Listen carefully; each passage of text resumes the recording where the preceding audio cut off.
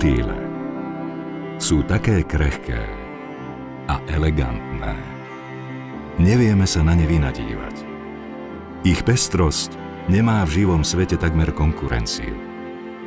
No ako všetko v prírode, ani ona nie je samoučelná.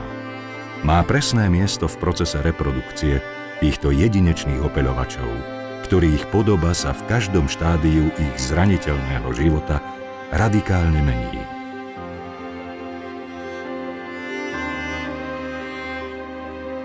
Držme im palce na tejto náročnej ceste.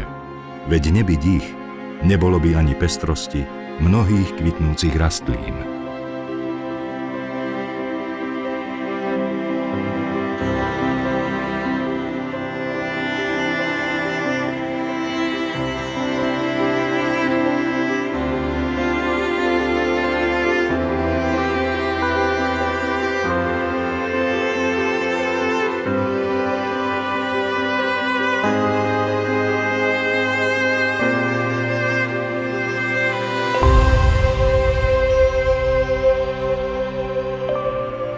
Človek až priveľmi dominuje našej planéte. V snahe čo najlepšie využiť prírodu vo svoj prospech ju mení na nepoznanie. Aby vyťažil zo zeme čo najviac energie a živín, intenzifikuje a chemizuje poľnohospodárstvo. Doplácajú na to všetky živé organizmy, motýle nevynímajúc. Tieto krehké stvorenia sa nedokážu ubrániť tempu, akým meníme ráz krajiny. Hoci sa zo pár druhov dokázalo činnosti človeka prispôsobiť, väčšina postupne z nášho okolia mizne. Preto ak nezačneme účinne chrániť ich prirodzený biotop, spolu s hmyzom z krajiny zmiznú aj hmyzom opelivé rastliny, obojživelníky, vtáky, cicavce a nakoniec aj človek.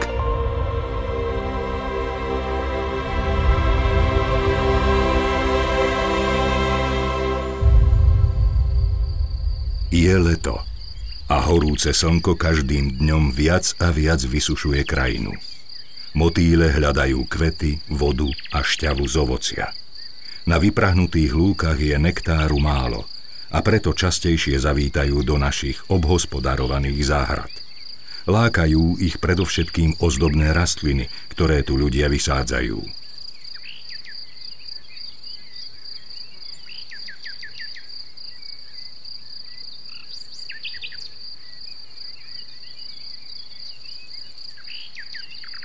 Ani opadané a hnijúce ovocie zo starej čerešne nevíde na zmar. Babôčky, očkáne, dúhovce a občas dokonca aj niektoré húsenice sa pridajú k hostine.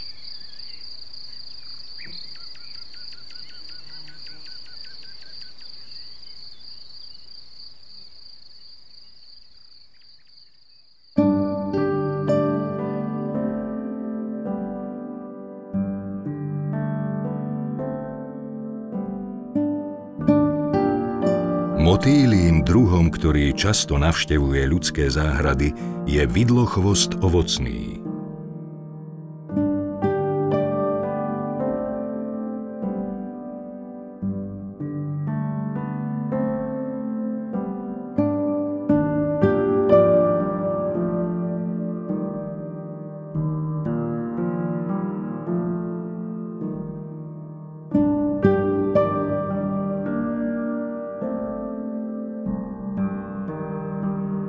Jeho húsenice sa v prírode živia listami trniek, hlohu a divokých ovocných stromov. V našich záhradách majú sekundárne útočisko. Hostia sa tu najmä na slivkách, ringlotách, višniach alebo broskyniach. Nenachádzame ich tu veľa pokope. A húsenice majú mnoho prirodzených nepriateľov, takže na stromoch nespôsobujú takmer žiadne výrazné škody. Motýle vidlochvosta ovocného patria medzi významných opeľovačov a sú ozajstnou ozdobou záhrad a jej pomocníkom.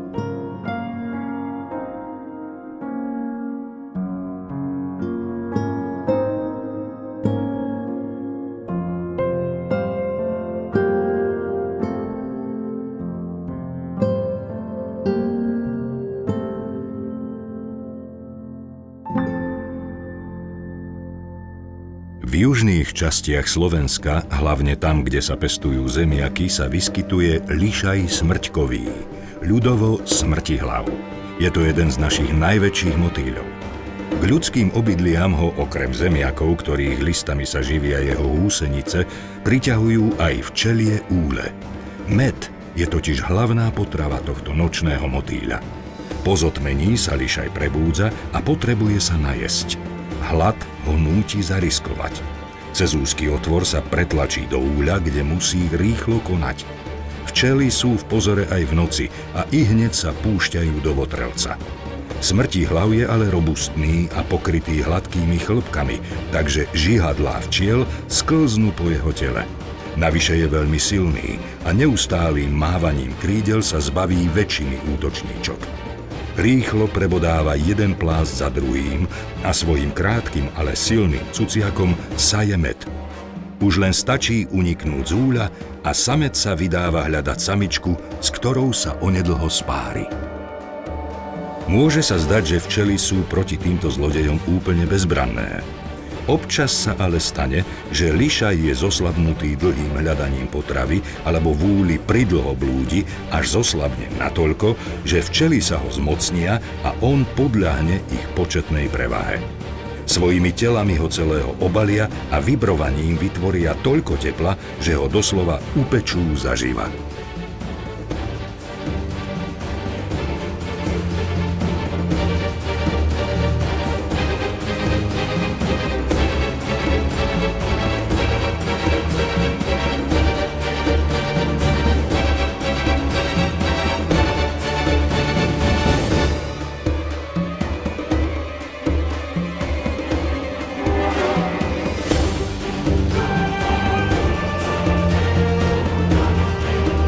Keď včelár na druhý deň kontroluje plásty, nájde v úli už len mŕtvolu lišaja.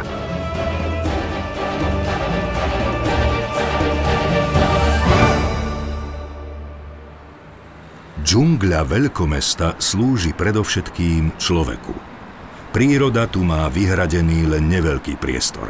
Napriek tomu sa tu vyskytujú motýlie druhy, ktorým toto prostredie vyhovuje.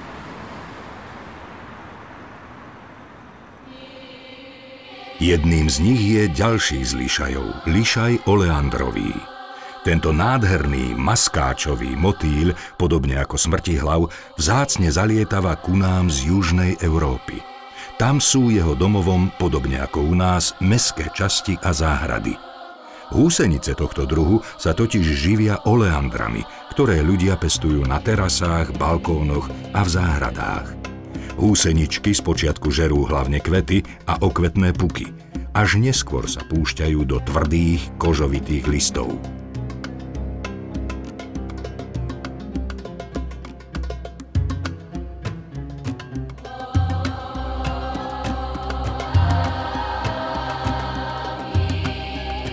Keď húsenice dorastú do svojej maximálnej veľkosti, zhnednú, čo znamená, že sú pripravené zakukliť sa.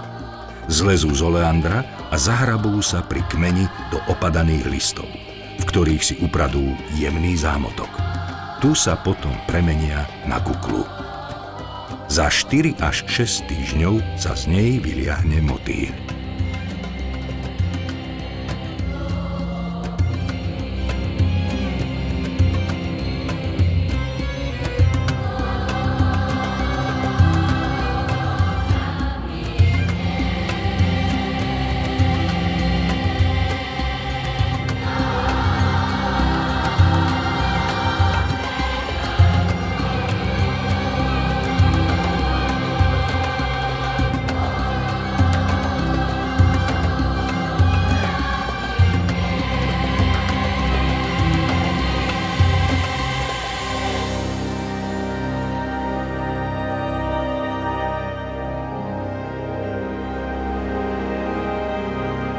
Lišaje sa liahnu vždy po zotmení.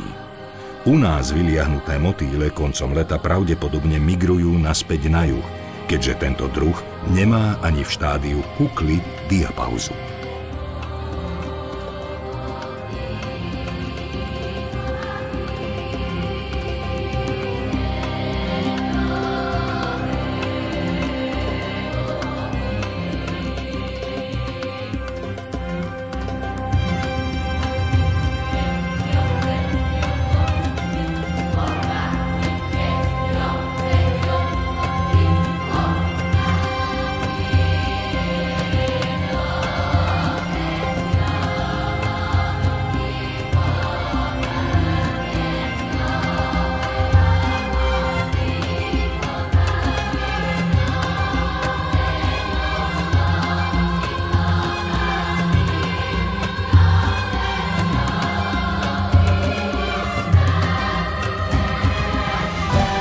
Pre okáňa pajaseňového to však neplatí. Patrí k novším slovenským druhom motýľov a jeho kukly, ukryté v hodvábnych zámotkoch, bez problémov prečkajú miernu zimu nášho hlavného mesta. Okáň pajaseňový pochádza z Ázie. V prvej polovici 19. storočia bol zavlečený do Európy. Húsenice chovali obchodníci kvôli produkcii hodvábu. Ten však nebol až taký kvalitný ako od priadky morušovej. Do prírody ušli jedince okáňa pajaseňového pravdepodobne z chovu. Nám najbližšia populácia tohto druhu žije v susednom Rakúsku, vo Viedni. Odtiaľ sa zrejme prirodzenou cestou pozdĺž Dunaja dostala až do Bratislavy a ďalej na juhovýchod Slovenska.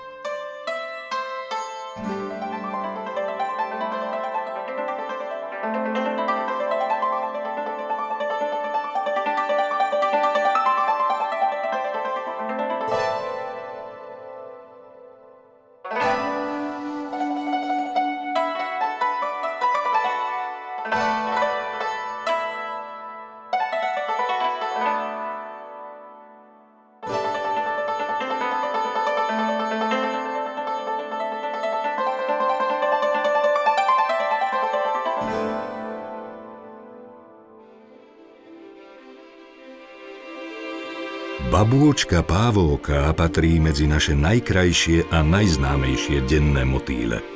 Často zalietava aj do záhrad, kde opeľuje rôzne druhy kvetov. Jej húsenice žijú spoločne na žihľave. Spoločenstvo húseníc sa správa ako jeden celok, ako by sa jednalo o svojbytný organizmus. Húsenice spoločne žerú, lozia a opriadajú listy, spoločne odpočívajú a spoločne sa vyvíjajú a rastú. Žiť pospolito znamená väčšie bezpečie pre jednotlivca, pretože existuje menšia šanca, že si predátor vyberie z húfu práve jeho.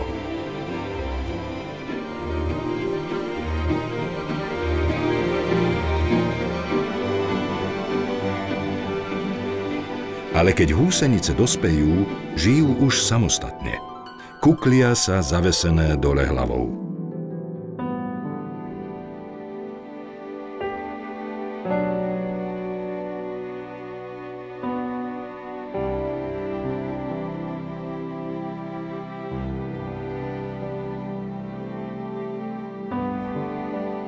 Babôčka sa vyliahne približne za 2 týždne.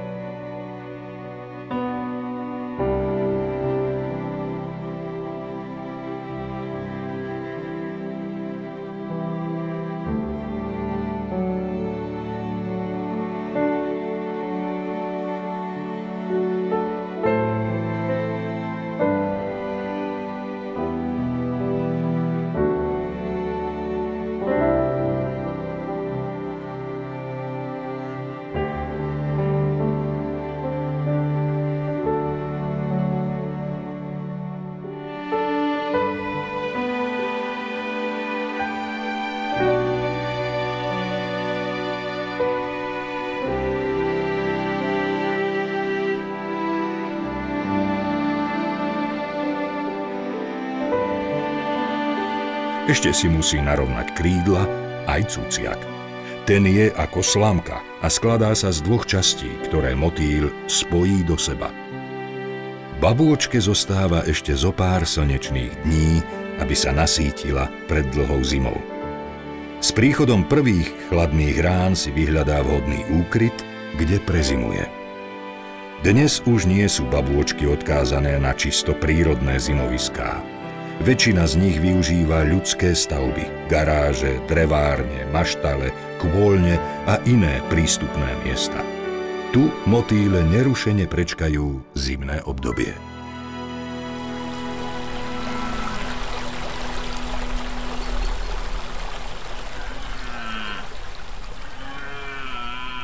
Jeseň je obdobie dozrievania. Príroda otvára svoj supermarket pre všetkých jej obyvateľov.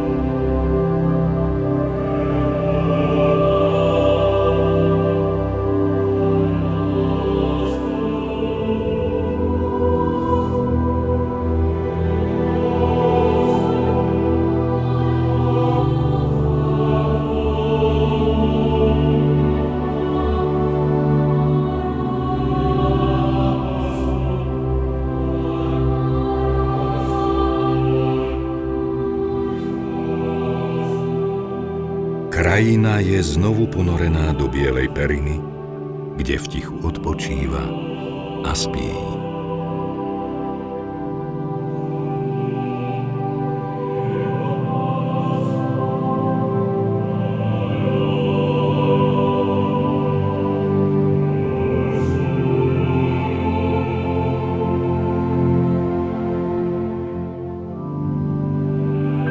Po dlhej zime prišla konečne jar.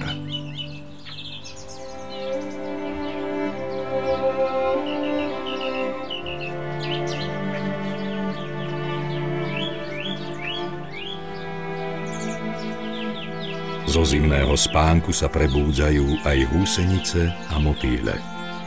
Babôčka pávovká, žihľavová a aj zubatokrídla vylietavajú zo svojich zimných úkrytov, aby sa nasítili nektárom z prvých jarných kvetov.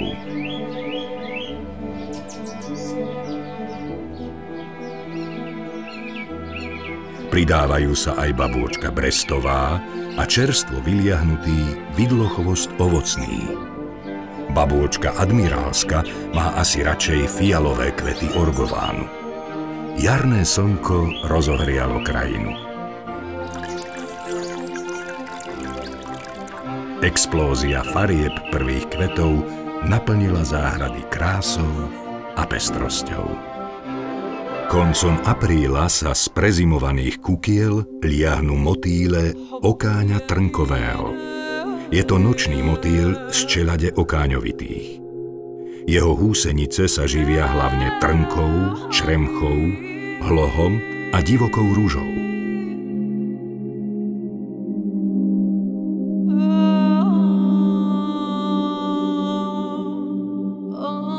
Tento pekný motýl sa vyskytuje na pasienkoch a v lesostepiach.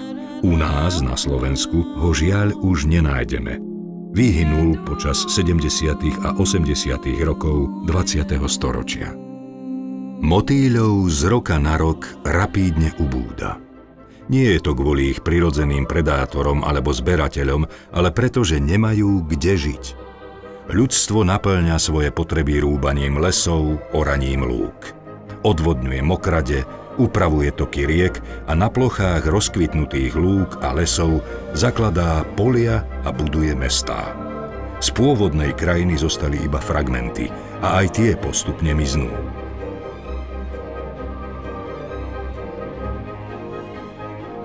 Stepy zarastajú rýchlym tempom náletovými drevinami a onedlho sa zmenia na kroviny a lesíky. V minulosti sa na Slovensku hojne páslo. Dobytok na stepiach a lesostepiach spásal spoločne s bylinami aj semenáčiky náletových drevín. Spoločne s týmito územiami miznú aj všetky rastlinné a živočíšne druhy naviazané na ne. Upadá na nich pestrosť života. Naopak biodiverzitu postupne nahrádza monokultúra a lúky kosené strojmi slúžia len ako plantáže na seno. Pestré, zakvitnuté stráne, lúky a úbočia prekvitajúce rozmanitosťou rastlín a hmyzu sú čoraz vzácnejšie.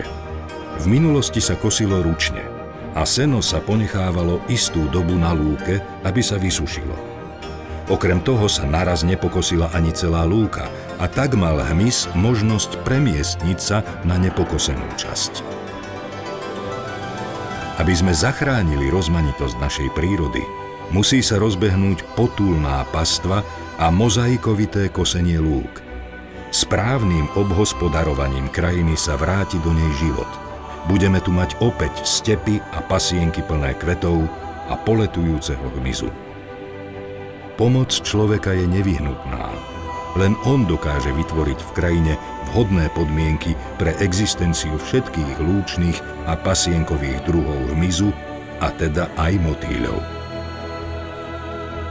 Zaburinené a opustené vinice patria tiež k vhodným útočiskám rôznych teplomilných druhov motýľov. Protipólom sú postrekmi ošetrované vinohrady, kde sa hmyzu nedarí. Motýle sa preto stiahli na ich chránené okraje. Veľmi vzácnym obyvateľom takýchto biotopov je bielopásovec jednoradový. Jeho húsenice sa živia listami zemolezov. Keď dospejú, zavesia sa dole hlavou na halúsku a premenia sa na kuklu. Za pár dní dôjde v kukle k premene na dospelého motýľa.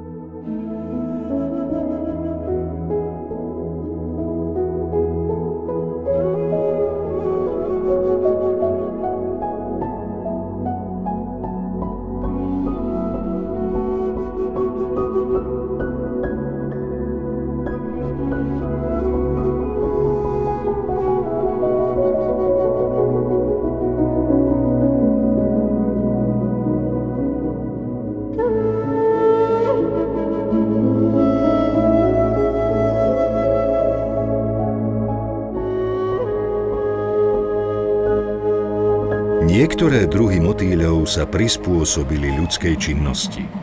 Železničné trate využívajú ako migračné koridory a železničné stanice ako sekundárne útočiská. Tým, že vlaky neustále kosia rastliny do určitej výšky, stali sa stanice nízko-bylinným spoločenstvom určitých druhov rastlín a vytvorili tak zaujímavý biotop pre niektoré druhy motýľov a hmyzu. Ak nie je stanica postrekovaná herbicídmi, slúži ako bufet s rôznymi druhmi divokých kvetov pre motýle. Na večer navštevuje tieto miesta aj vzácny a zákonom chránený lišaj pupalkový. Je to náš najmenší lišaj, ktorý lieta v okolí ľudských obydlí v máji a v júni. Tento malý motýlik lieta veľmi rýchlo a vydá veľa energie, preto musí často navštevovať kvety plné nektáru. Hadince, silenky a šalvie patria medzi jeho obľúbené druhy kvetov.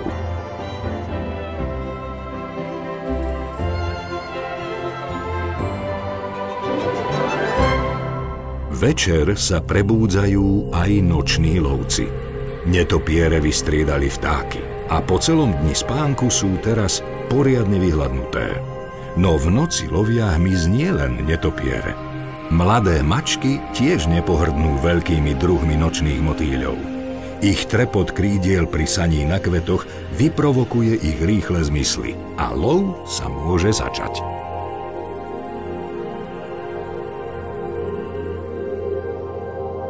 Motýle majú až príliš veľa prirodzených nepriateľov. Žiaľ, zaradil sa medzi nich aj človek. Svoju neslávnu pozíciu si zaslúžil ničením ich prirodzených biotopov, aj ich nesprávnym obhospodarovaním. Ľudstvo likviduje chemickými postrekmi v krajine celé populácie hmyzu. Aj potom, čo vykonajú na nich smrteľný ortieľ, putujú chemikálie ďalej do zeme, rastlín a vody, kde ostávajú celé roky. Pestrosť druhov na planéte je nevyhnutná, aby zabezpečila jej správne fungovanie. Celá Zem je ako jeden živý a prepojený systém. Ak človek, vrchol živých organizmov na nej, bude aj naďalej bezohľadne ničiť hmyz, ktorý sa tmolí kdesi pod jeho pätami, celá skladačka tohto ekosystému sa nakoniec rozpadne.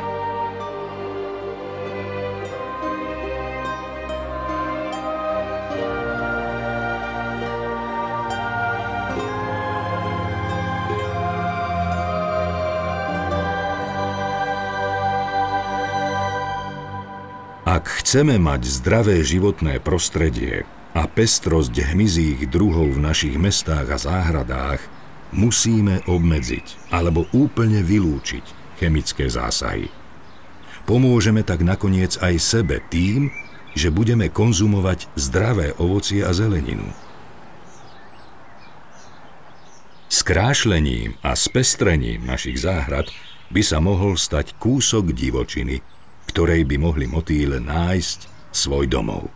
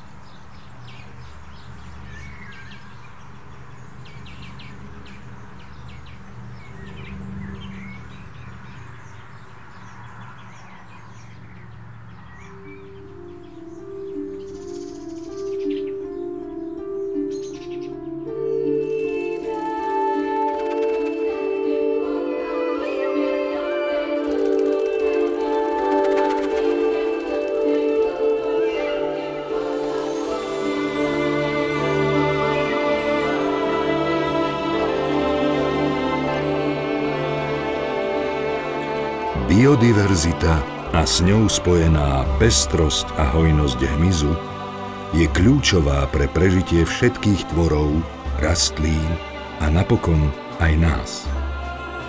Keď budeme naďalej narušovať krehkú rovnováhu biosféry našej planéty, môže sa stať, že ako následok ničenia napokon vyhynieme my sami. Ale človek je inteligentný tvor, stvorený prírodou samou.